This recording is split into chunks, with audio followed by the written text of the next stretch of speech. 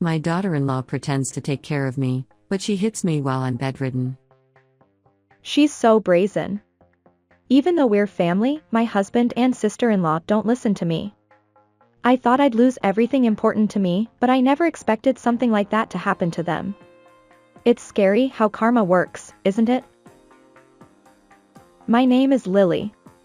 The other day, I put a pocket tissue in my pocket and carried it around, which is unusual for me. As a result, I accidentally washed it with my clothes. I'm 40 years old.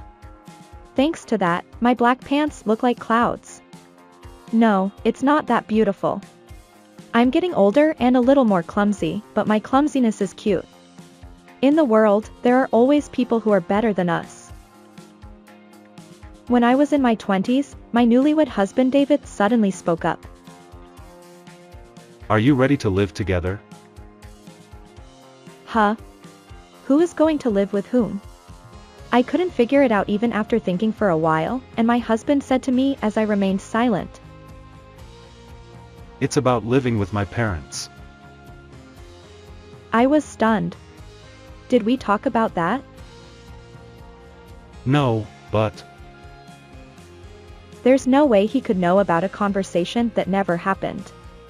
My husband continued, ignoring my confusion. My sister is taking care of my mother at home right now, but she'll get married eventually. My father has passed away, and I'm the eldest son, so we can't avoid living together in the future.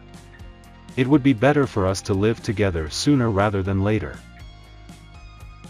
It's true that I wasn't promised that we wouldn't live together when we got married. But does that mean he can just bring up something so important like it's nothing? We ended up living in an old house with his bedridden mother and sister. It didn't seem like a great property by any means, but it was time to renew our lease on the apartment we were living in. And so, my mother-in-law and sister-in-law Selena ended up living together in their family home. Around 2 weeks later, I was assigned to make lunch without realizing it.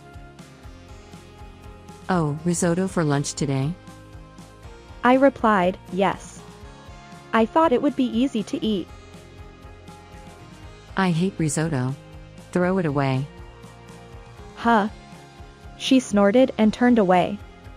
She said she hated risotto, but didn't she eat it when my sister-in-law made it the other day?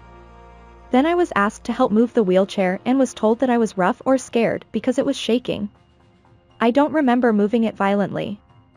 My sister-in-law started a part-time job suddenly after we started living together. She must have intended to return to society by pushing me to take care of her from the beginning. Before we got married, my husband told me that we should retire from work because we had to prepare for marriage and wanted children in the future. I regret quitting my previous job. In short, I was deceived by this family from the beginning. They probably intended to make me a housewife and take care of their parents. Now I'm exhausted all day long by my mother-in-law's demands and more tired than when I was working. There is no room for having children like this. When I thought about consulting with my husband about my relationship with my mother-in-law, he took the initiative. Hey Lily, can't you be a little kinder to your mother? What do you mean? It's not like I'm being cold. My mother feels like you hate her. She's scared when you glare at her. After all, a mother-in-law is probably a nuisance to a new bride. I don't mean that at all. I want to get along with her. But my mother says she's scared of you. No matter how you feel, maybe you're not compromising enough. I didn't mean to stare at her when she said that any menu doesn't taste good or she hates this menu or anything like that during lunchtime. But honestly, I'm feeling down too. Maybe that showed on my face. Maybe it's your fault then. Don't make menus that your mother hates.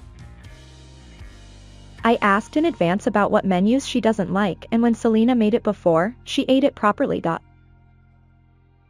Maybe your seasoning is bad?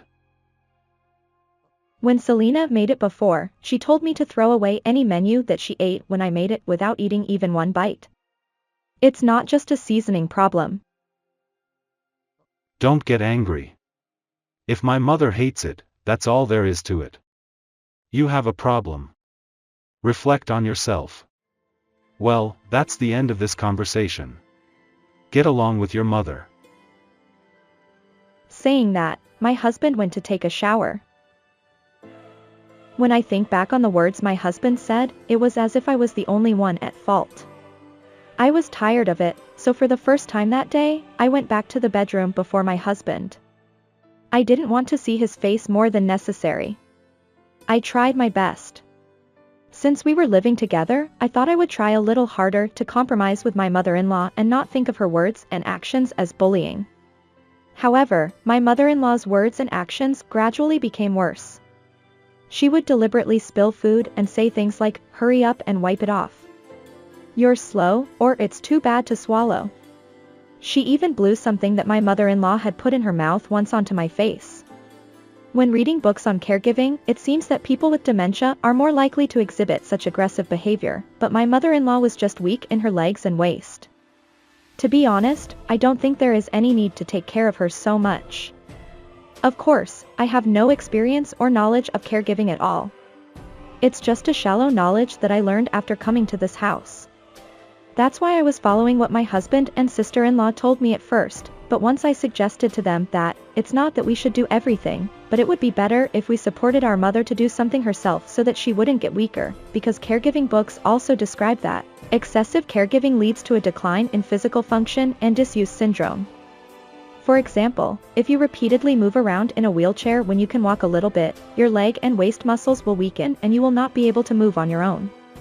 I suggested it in good faith, because I don't think my mother-in-law wants such a thing either, but my sister-in-law said angrily, "No way.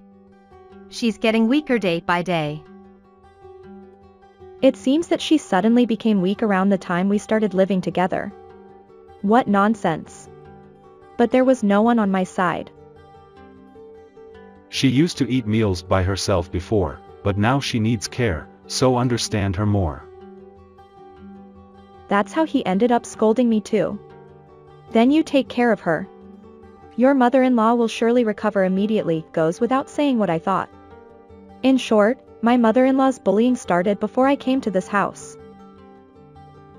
One day, the mother-in-law said, "It hurts." When I changed her diaper in the morning, she said that I had pulled her leg and scratched my face because of it. The area around my forehead and eyelids became hot and I felt that it was injured. To make matters worse, during that time, my mother-in-law threw her dirty diaper at me. It doesn't hurt just to remove the tape from the diaper. I immediately realized that it was just a false accusation. You really don't have any cuteness as a daughter-in-law. You should leave this house soon. David didn't need a wife like you. Finally, I understood why she hated me after hearing what my mother-in-law shouted. She just didn't want her son to get married. Looking back, my mother-in-law was happy when she saw my husband in a tuxedo at the wedding and said, "You look like your father." She may be superimposing her deceased husband on her son. It's not worth throwing dirty things away for taking away an important son. I didn't pull your leg, mother-in-law. I didn't even touch your leg. If you don't like me, you can ask Selena to take care of you instead. When I said that, my mother-in-law shouted, Oh no. You're blaming the elderly like that. You're just a stranger. You're not kind to me at all. You're a terrible daughter-in-law. "Didn't you scratch me first, mother-in-law?" My mother-in-law glared at me. If it were my usual self, I would have been a little scared of this look. But this time, no matter how I thought about it, my mother-in-law was wrong. I appreciate your words, but it's impossible for your body to hurt just by removing the tape from the diaper. I've been paying close attention so that it doesn't hurt because you said the same thing before. If it really hurts, maybe there's something wrong with your nerves? I think you should go to the hospital. What did you say? You're a terrible daughter-in-law. My mother-in-law pulled my hair and shook it back and forth. With strength that I couldn't believe came from someone bedridden, my forehead hit the edge of the bed many times. "It hurts. It hurts. Mother-in-law." My mother-in-law shouted. This. How about becoming a daughter-in-law like this? Have you decided to leave the house? Considering my mother-in-law's physical strength, it was probably only about 5 minutes at most, but it felt like 15 minutes. My head was shaken and hit many times over and over again, and when I was released, my vision was slightly distorted and flickering. Come on, change the diaper if you've reflected. Who would do that? I was annoyed and left it alone. As a result, she made a mess and the house was filled with a strange smell. So I reluctantly took care of my mother-in-law for my own sake. I thought as I watched my mother-in-law laugh arrogantly. That's fine. There is news that staff members sometimes hurt users in nursing care facilities, but I understand that feeling. If my mother-in-law doesn't like the fact that her son got married, she won't like me either. I was hoping that someday it would work out somewhere, but it was naive. Tonight, I will tell my husband again about what happened so far and request to dissolve our cohabitation. If he says no, there is a way to meet my mother-in-law's wishes. Maybe both my mother-in-law and I will be happy. That night, before I could talk to my husband, my mother-in-law called my sister-in-law, who had returned home earlier, my husband, and me. We all gathered in the living room, but I had a bad feeling. What's wrong? Can't you eat first? My husband also held my mother-in-law's hand and asked. What happened? Tell me anything. That daughter-in-law. That daughter-in-law. My sister-in-law and husband must have felt uncomfortable with my mother-in-law calling me by name and then calling me a daughter-in-law. The eyes of the two people looking at me were very cold. The daughter-in-law pretends to be a caregiver and hits me while I'm bedridden. Even if it hurts, she says it's because of caregiving. She doesn't understand because she's not a mother-in-law. I was shocked by her words. It was me who raised my hand first even though it hurt. Even if I said it hurt, she wouldn't stop saying, "You're an annoying daughter-in-law." Despite this, my mother-in-law cried like an actress, pointing at me as if she were the victim and said to my husband and sister-in-law. That daughter-in-law is scary. I'm done with her. No, that's not true. I didn't do anything like that. Look at this wound on my forehead. It was scratched by my mother-in-law. That daughter-in-law did it herself. She's blaming me and wants to kick me out of here. So I'm going to talk to David and Selena right away.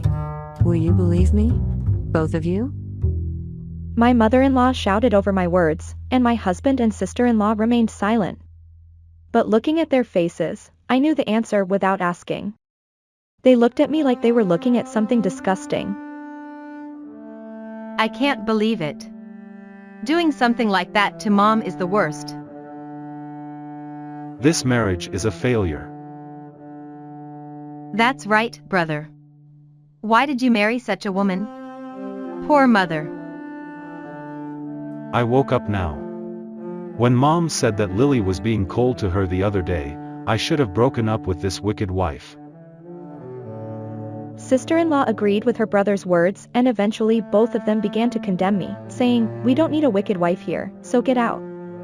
Oh, they agreed with me for the first time. I think so too. Even though we're newlyweds, if I say something like this, I might be told that I have no patience. But if I can't talk to my husband about it, I was thinking of getting a divorce. My love for my husband, which I thought would last a lifetime, is not just cold, but freezing like it was put in the freezer. Sure, I'm happy to. I'll agree to a divorce. I'll give you back to your beloved mother, I declared, looking into my husband's eyes after I had come to terms with everything. My selfish husband seemed to dislike being dumped himself. Calm down. He said with a serious face, but I ignored him. As long as I had my valuables, I was fine. I put only my cell phone in the bag I always use. My wallet and bankbook were already in there, and I could get clothes and other things after leaving this house. I'll get out of this house as fast as possible, even if it's just for a second or a nanosecond. My head was completely overheated, so emotionally, I left the scene at a speed faster than light. After leaving my in-laws' house and walking a little, I thought I would live with my parents for a while and took out my cell phone to call them. Just then, my husband exclaimed. Oh no. When I turned around, smoke and fire were billowing out of my in-laws' house. The area around my mother-in-law's room was particularly bad. Oh well, I thought. It was no longer my problem, so I didn't care what happened to that house. But the situation was like a comedy, and I couldn't help but grin. My mother-in-law had even made an ending to the story. My husband, sister-in-law, and mother-in-law rushed out of the house in a panic. When they saw me, my husband shouted, Help me. Although I would normally ignore them, I approached them because it seemed a little interesting. Then my husband begged me to call the fire department because he forgot to bring his cell phone. Why don't you go to the fire station and report it, mother-in-law? I suggested. Don't say stupid things at a time like this. Well, I don't think it's impossible. Look, I said, pointing my finger. My husband and sister-in-law looked at the same place at the same time. Huh? Mother? Why? My mother-in-law, who was supposed to be bedridden due to weak legs and hips, was standing with her shoulders heaving and breathing heavily. After my mother-in-law's face briefly froze, she exclaimed. Ah. And her face turned pale. Mother-in-law, you can stand without a wheelchair or assistance now, I said. Did a miracle happen? What kind of miracle? You ran so well. Why don't you try participating in the senior division of a track and field competition? I suggested with a smile.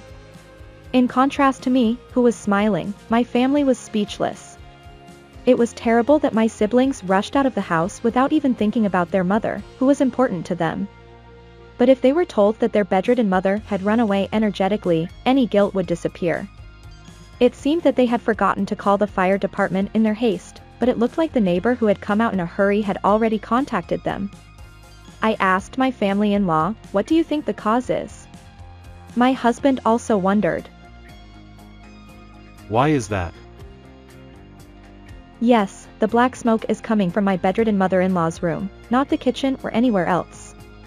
There shouldn't be anything that would normally catch fire.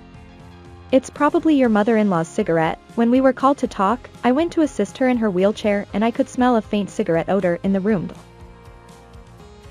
What? She should have quit smoking since she became bedridden.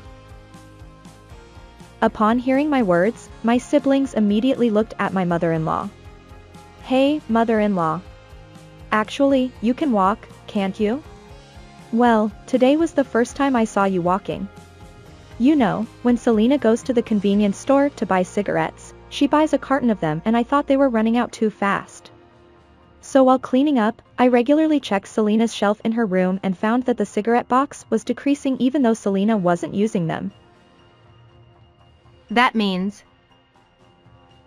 When we were alone in the house during the day, my mother-in-law and I noticed that the cigarette box, which had 7 cigarettes before I left, had only 6 left and there was a faint cigarette smell coming from my mother-in-law. She must have been stealing cigarettes when no one was around, probably long before we arrived. My mother-in-law's eyes swam when she heard this. Also, mother-in-law hated the smell of diapers and wanted to put strong air fresheners in the room. She was also concerned about bad breath due to aging and used mouth spray frequently. She also preferred hand creams with strong fragrances, I added. Upon hearing this, my husband and sister-in-law shouted in unison, "Get rid of the cigarette smell."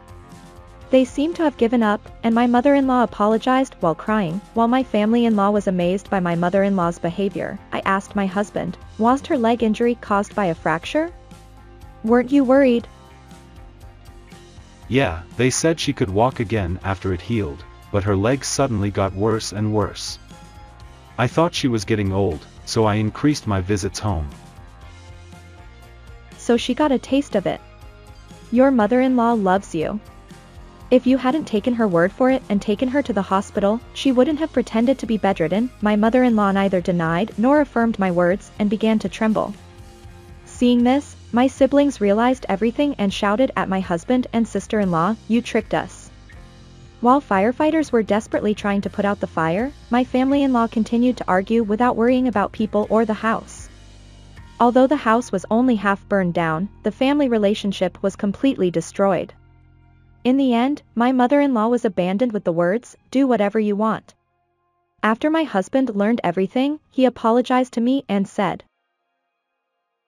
I want to start over. but I refused him clearly, saying, "I'm still angry that you didn't listen to me and blamed me for everything. I don't want to go back to how things were. After that, my husband and I divorced. My mother-in-law lost her home, and my husband was forcibly placed in a nursing home by his family with the words, I'll give you a home for your last days. However, my siblings have never visited him, and he is effectively estranged from them. Other families of residents probably visit regularly, and it must be the most painful thing for my mother-in-law, who loved her son so much, to see that. It seems that the cause of the fire that day was indeed a cigarette. My mother-in-law was smoking in bed that day and panicked when my husband returned home. She put the cigarette in a bag as usual, disposed of it and hid it in a place where no one would see it while I was out. However, on that day, she had run out of bags. In a hurry, she threw the bag out of the window of her room without putting out the fire. It spread to nearby grass and trees, and as expected, it spread to the neighboring house as well. My mother-in-law was charged with arson and ordered to pay a fine. It's true that if you curse someone, you'll fall into the same hole. But my mother-in-law doesn't have the money to pay the fine. In addition, they were also sued for damages by their neighbor. My husband and sister-in-law had to shoulder all of these costs even though they didn't have their own home and were forced to throw away their property because of my mother-in-law. As a result, my husband moved to a cheap apartment, and my sister-in-law happened to have a dormitory at her part-time job, so she moved there. However, my husband's apartment, which he was very scared of, became an accident site after about 2 weeks of living there when an unidentified body was found from the second-floor room. My sister-in-law had been stalked by a 40-year-old single man who lived in the same dormitory before and had received police attention for it. He fell in love with her and followed her for several years even after she changed jobs. Although no one wished for anyone to be unhappy, everyone ended up unhappy. So I think it's important to care about people after all. They say that if you do something kind for someone, something kind will happen to you too. My husband and sister-in-law, who had been so unhappy, came to me once and talked about their own lives and asked me to lend them money, but of course I refused. We're divorced now, and we're strangers, so I can't help them. After my divorce, I decided to change jobs. I had been an office worker before, so I thought I would do the same this time, but it was difficult to get a job offer even for experienced people in popular fields. So I decided to change jobs to sales, and I have been working hard in sales ever since. It's a company that will promote women if they work hard, so there is a sense of accomplishment, and even though I was inexperienced, I am now a department manager. I was praised for doing such a great job even though I had no know-how when I joined the company as a mid-career hire and surpassed even people who joined the company as new graduates of the same age. Maybe it's because I learned how to deal with difficult people after my marriage. Even with people who everyone hates or is afraid of, there are times when I enjoy being involved with them. Maybe I've become more courageous. I'm done with marriage. But instead, I met a lot of nice people through work. On Friday nights, we go out drinking, and on weekends, we go out to play. Maybe I'm having more fun than when I was young. Many people lament being single, but it seems to suit me very well. At this point, I'll become the world's happiest single person. Oh. Am I not a single person because I'm surrounded by people? Well, as long as it's fun.